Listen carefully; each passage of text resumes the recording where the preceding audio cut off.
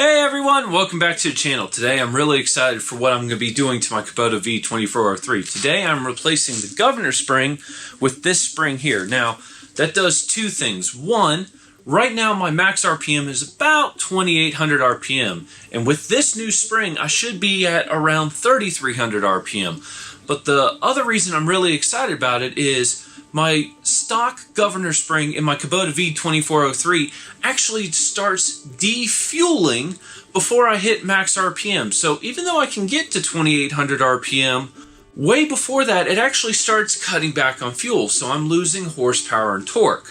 With this spring that I got from KubotaSwappers, I don't lose that. So this really is going to help with my shift points and the tuning of my TCU for my AW4 automatic. So with that said, I'm going to set up time lapse and let's get to replacing the governor spring on my Kubota V2403. Alright everyone, first we're going to disconnect the throttle linkage, and then I believe we need to move these two plates. This is the throttle for the injection pump, and this is the mechanical shutoff lever for the injection pump as well. I'm currently using the fuel shutoff solenoid to turn off the Wrangler, but if I wanted to, I could come out here and just do that and it would kill power to the motor.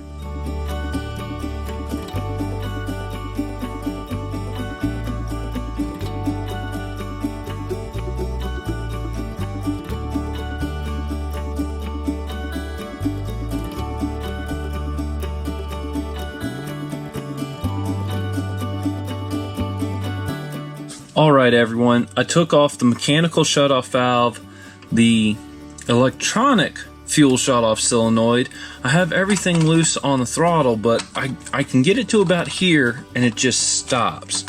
Actually, I wonder if I needed to rotate this. I didn't think about that.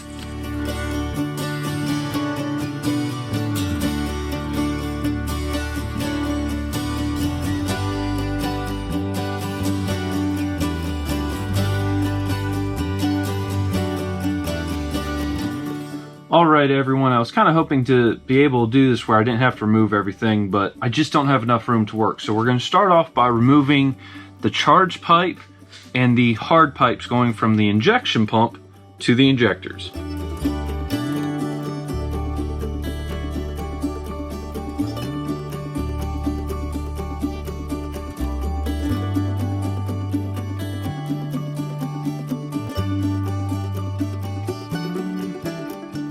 Okay, now that we have disconnected the charge pipe and the hard pipes going from the injection pump to the injectors, we're now going to remove the intake, which means disconnecting this hose here, which is the boost reference for my TCU, unhooking these two wires here. This is the sending unit for my boost gauge, and then it's undoing all the bolts so we can lift off the intake manifold.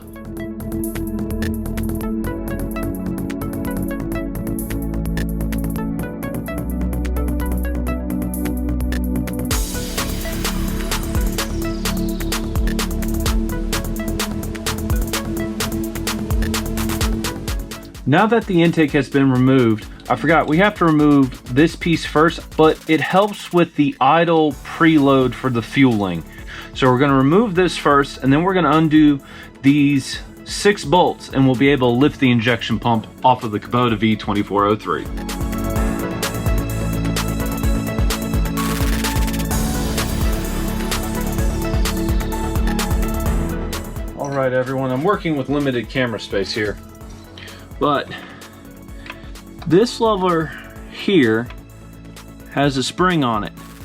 That is the spring I'm currently trying to replace, and I'm trying to figure out how to get that spring out.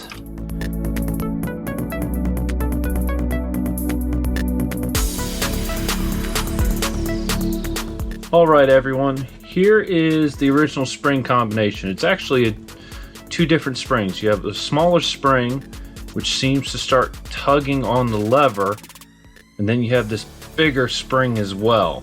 So for now we are going to replace those two springs with this one much stiffer spring from KubotaSwappers.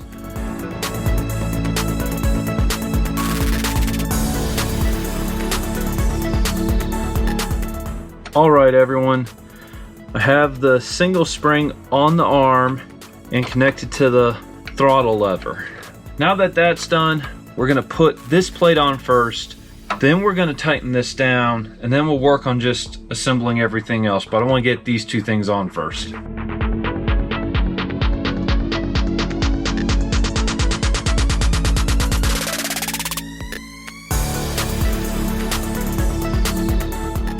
Next, we're reinstalling the injection pump, followed by the load idle spring, I believe what it's called, which is the piece that goes right here.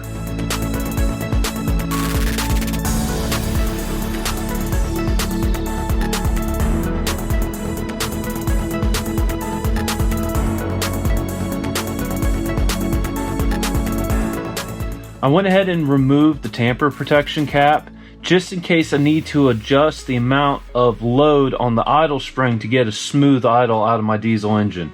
But now that that's installed, I'm going to go ahead and reassemble the mechanical and the electronic fuel shutoff system on my Kubota V2403.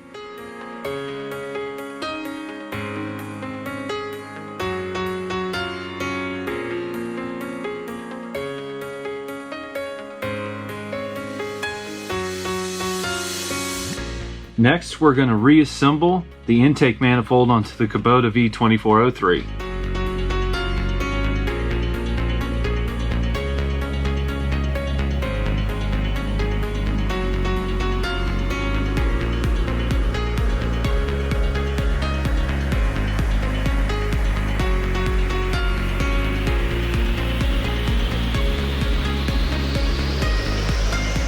Now we're going to reconnect all the fuel lines and then the hard lines from the injection pump to the injectors.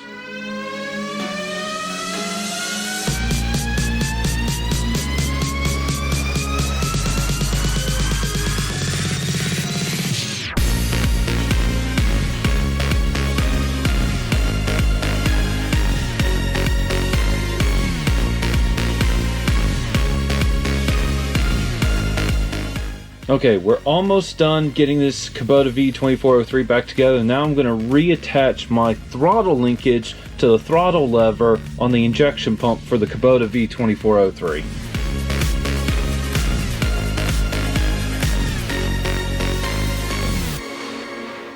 Alright, I'm cracking loose all the injector lines. I'm not going to start the engine, but I'm going to turn the Jeep to run so the electronic lift pump in the fuel tank starts moving fuel, and I'm going to try to listen and see if I can hear the system bleed itself. Okay, let's try firing. Fire now!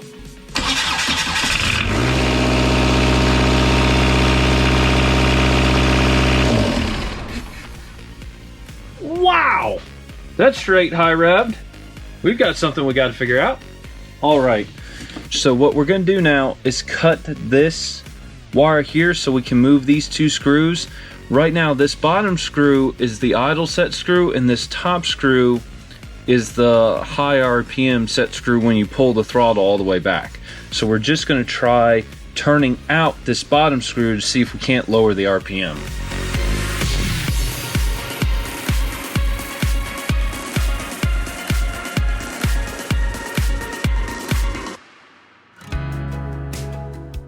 Okay, so I broke the back side of the screw for the idle set screw. So I'm going to try taking just this plate off and seeing if I can't get this bottom screw out and see what I can make work.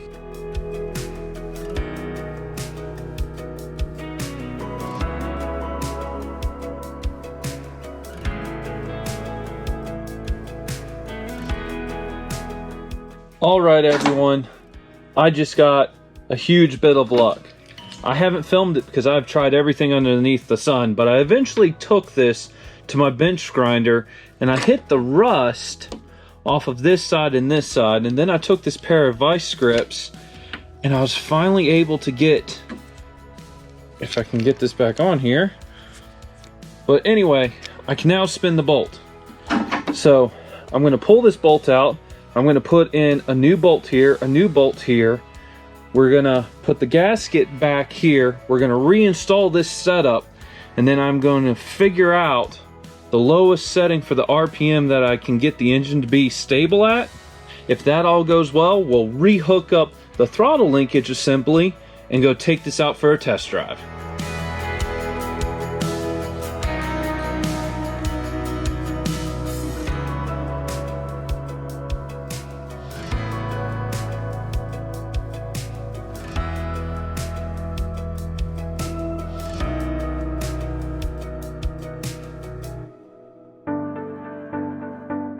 All right, everything's back together. I'm going to start the Kubota V2403. If it doesn't idle, I'm going to come set this screw in further to push the idle like this.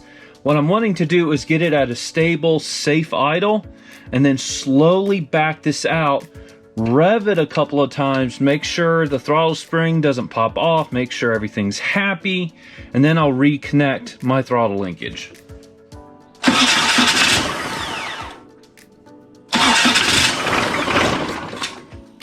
Okay, still too low. Let's see how that does.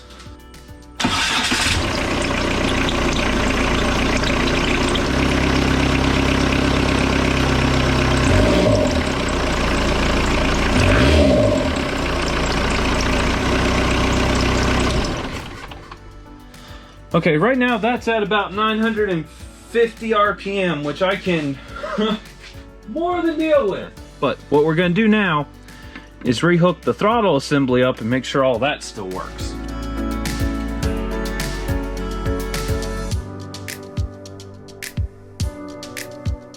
Okay, it's really hot outside, so I don't want to open the shop door again, but I went to go do a quick test drive. I didn't have the camera on, turned it on, it was idling at, 950 RPM, put it in gear, and it dropped to like 680 RPM.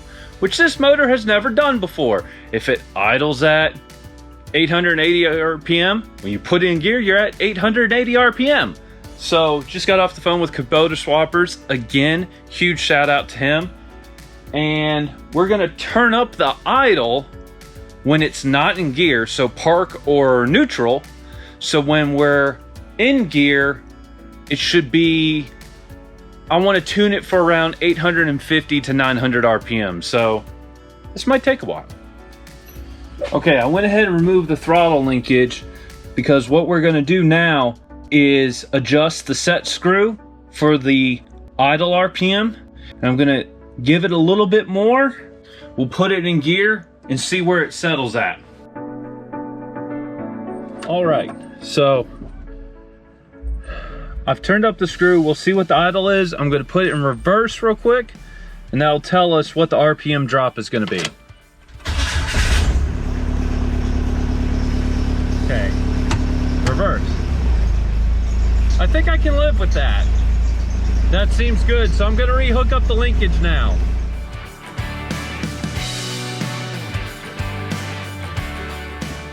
All right, everyone. I've set the idle.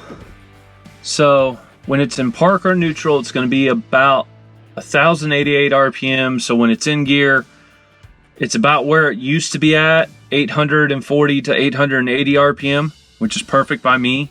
I've turned the fuel screw in, limiting fuel, because I noticed the little bit I drove around my yard, it was putting out a lot of black smoke, and I do not want that. Black smoke is unburnt fuel. So I have a feeling we're going to have to tune everything over from scratch.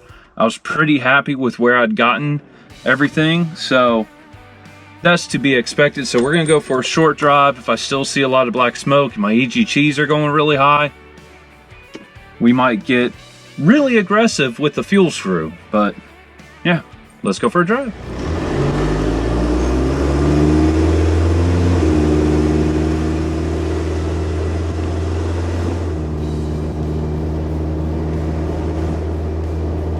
God, it feels better. God, this engine feels way better. It's quieter. I might actually rotate that fuel screw back out. All right, everyone. This is 2 1/4 turns out. Same loop. We're looking for max boost, black smoke, and EGT. Here we go.